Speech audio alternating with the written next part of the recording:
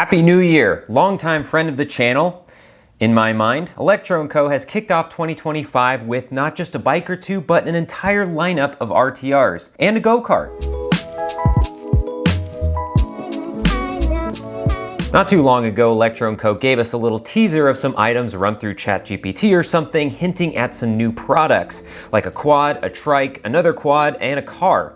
Yeah, right. But no doubt they did have some physical offerings for us in the near future that weren't the modern day equivalent of NFTs. There were a few predictions on what this would actually be, a lot of go-kart predictions. I personally was hoping and expecting that they would put out a full-size offering, and that car side-by-side thing was obviously never gonna happen. But on New Year's Day, we got our answer with a full lineup of a whopping 6 RTRs, 2 Rizzlers, and a drift kart. That's a lot of bikes on the offering, and after sifting through each of the bikes and their specs, we can see the progression, and in a sense it's giving us, the consumers, the ability to buy different levels of pre-modded bikes and a drift kart. Let's see what they got. Round 1. So I guess this one is now considered the base model, which makes sense, or as they market it, the affordable 110 killer.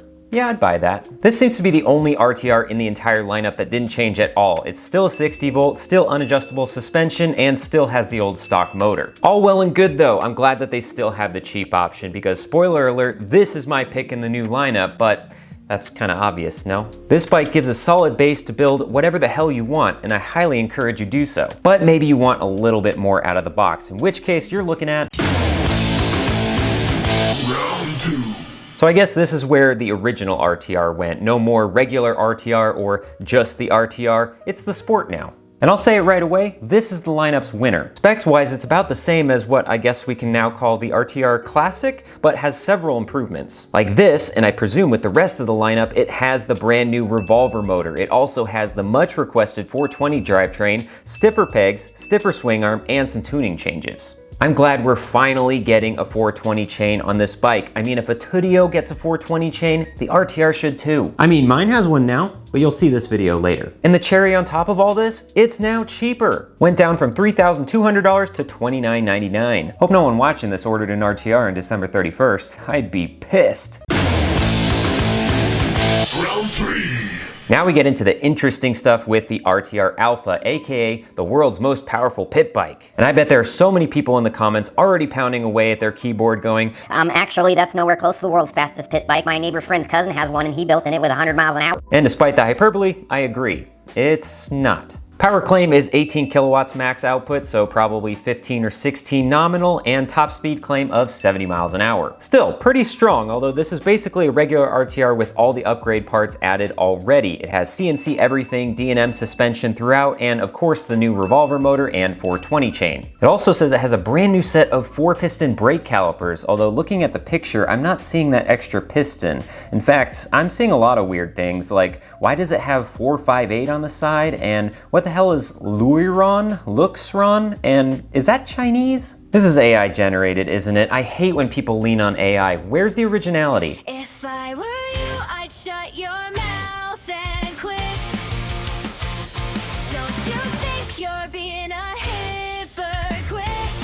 Yeah, but only a little bit? Whatever you dimly. Whatever. The other shakeup with this bike is that it has a bigger battery. It looks like the RTRs are moving up to 80 volts now. Also, no word on the website whether or not this bike is using the little bit V3 controller from the 6+7 mod kit, but I'd like to know more. And if it isn't the V3, is it better? Is the 6+7 kit irrelevant now? Now let's move on to the big boys. Now here we almost have what I personally was hoping for, which was something full size, but it looks like this one is only a little bit bigger, 2 inches taller in seat height and 2 inches longer in wheelbase. But this has the 17-inch front, 14-inch rear big wheel kit, which I personally feel is a must for off-road riding, and they listened to me. Recently, when I put a big wheel kit on the RTR here, my main complaint was the size of the swing arm and that I needed just a little bit extra length so I didn't feel like I was cramming that 14-inch rear in there. Looks like this is also a bit of an in-between power-wise between the Sport and the Alpha. It has the Alpha powertrain, but a 72-volt battery, also in between price-wise, which I appreciate. So that leads me to believe that the Alpha does actually have a different controller from the old RTR. Curious to know what this is. Austin, if you're watching, care to weigh in? We don't have to dwell on this one too long. It's just the Alpha in platform shoes. Exact same power, exact same speed, but with 2 extra inches. And maybe spending another $200 for 2 inches is worth it. Right, ladies? That's the RTR lineup, but there's more, and I really don't want to talk about them.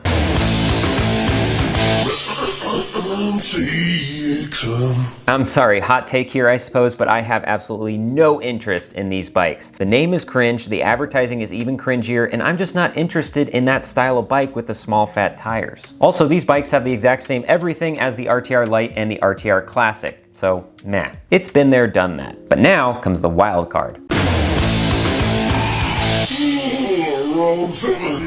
Now, I'm most curious to hear what people's thoughts are on this one because personally, I'm a bit torn. On the one hand, this sounds really, really cool. In fact, I toyed with the idea of making my own version of a drift kart with all the old batteries, controllers, and motors that I have laying around. I think that would be a really cool project. Who wouldn't want to ride that? But on the other hand, I don't see a practical use for this. I mean, I get it. All the bikes, honestly, that I mentioned here don't really have a practical use either, but with 2 wheels, at least they have some kind of perceived usefulness. It seems like with this, it's going to be one of those things that's really, really fun a few times unless you have your own personal kart track or a skid pad that you can be able to use this regularly. Otherwise, it gets old really fast. Also, it has the revolver motor, a 60-volt battery, and 30 to 50 miles of range? Yeah, right. Although this is a drift kart, so you'd just be doing donuts, so mileage doesn't really matter all that much anyway. So what do you think of the new offerings? And who's getting what? Let me know. I know what I would want, but I don't think I'm getting an RTR anytime soon. Sorry to burst your bubble. I'm not at that level yet. I still have to pay my own money for these type of bikes, so if you want to see one of those in the garage, maybe bug Electro Co enough that they would be able to sponsor me and hook me up. And if you're listening, Electro Co, it's still not too late to put an RTR XL under my Christmas tree.